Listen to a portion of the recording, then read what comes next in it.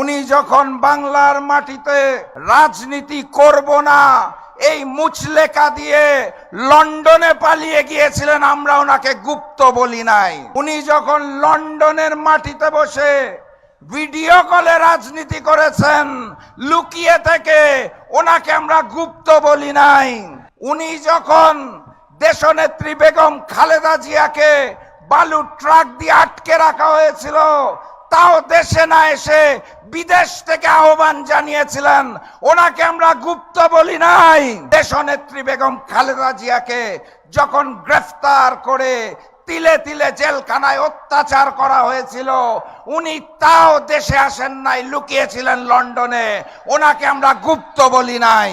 16 মাস সময় লাগলো ওনার দেশের মাটিতে পা দিতে। উনি লন্ডনে বসে বললেন দেশে আসার সিদ্ধান্ত নাকি ওনার একার না, কার কার সিদ্ধান্তে উনি চলেন, কোথায়